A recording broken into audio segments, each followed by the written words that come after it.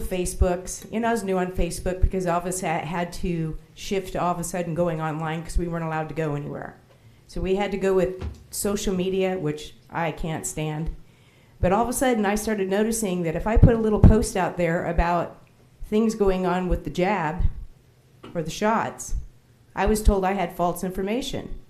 When I put that Fauci helped co-write a paper about masks that showed that more people died not from the swine flu, but they died from bacterial infection in their lungs, I was told that I was fact-checked. And so people started going, oh, you keep putting false information out there, when in fact it's true, but it was part of the social media censorship.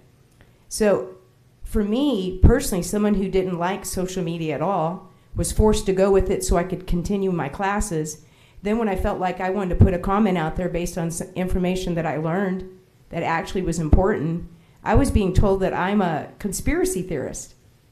Even finding out that the voting, which we know that Clinton Eugene Curtis literally went on record in 2016 stating that the machines that are used when we vote literally can be rigged. Most of you should have heard this. If you didn't, go to 22323. Let's not get stuck on the Liz Harris thing. That really makes me sick because we missed out that we had, like, you were co-chair. You guys heard all that stuff. And yet I was zapped through Facebook telling me that I had false information out there. So we know that this social media censorship does nothing but polarize people. It gives out false information, and it has got to be stopped. We turn to you guys because that's where we're supposed to go, whether it be a grievance, which is what happened on 22323, which turned into a witch hunt, and really completely made it to where that we don't trust either side of the aisle, is what it comes down to, because we don't know who's working with who. Because when you have facts out there and you can be censored, however you want to say it, censure is what we do with the political people when they don't uphold their end. Censorship is what they're doing to us as we the people. And so we're asking you to take this seriously. I apologize, I need to ask the question. Ma'am, you're the secretary? Yes, ma'am. Okay, hello. I just wasn't sure if they didn't put a name plate on you. So anyhow, what she had shared about she lost all that stuff for her children, for her child. How is she going to get that back?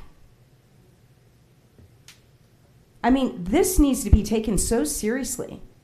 And I'm glad that you were moved by it, Alex, because it needs to be. But I remember also standing before you, one day standing before you as well at the exact same time. We were talking about election fraud. I will not say election integrity because there's no such thing. And you were one of the people, Mr. Aguilar, that helped me persuade me to see that I was going to switch from being an independent to a Republican. And you, Mr. Alex Culligan, are the one that welcomed me, saying that you guys are caring for that. Yet I look at what happened on the 23rd of February, and I say, what happened? There's 1 minute remaining. Thank you. So the bottom line is, we have Dr. McCullough, who's here.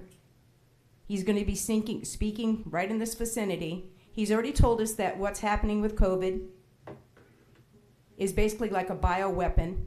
That's something I was punished for. I didn't even know about shadow banning. I actually had to stop working where I was, or teaching where I was teaching, because I refused to stop talking about child sex slavery and how predominant it is and how that open border is a disgrace to our country. It's a disgrace to anyone who's sworn in under oath, who hasn't had it shut down or gone after the governor.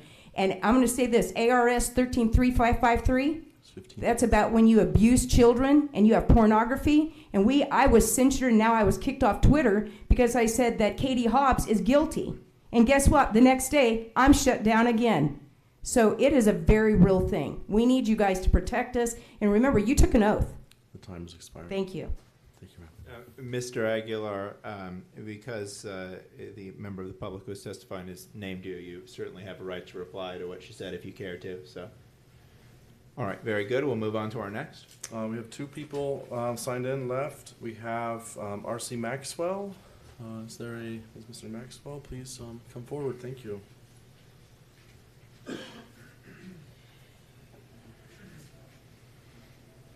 Hello, everyone. everyone.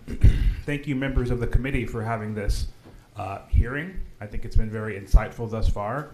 I am an Ahwatukee resident. I live here in Arizona. I actually didn't plan on making any remarks.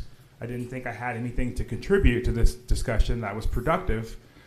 Yet as I sat there in the back, I started to hear. Mr. Maxwell. No other questions? We'll move on to our.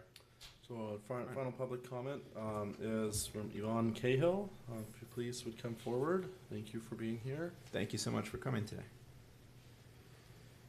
Hello, committee. My name is Yvonne Cahill. Thank you, everybody, for being here today. Really appreciate this. It's so important, this topic. My name is Yvonne Cahill. I'm here as a voter.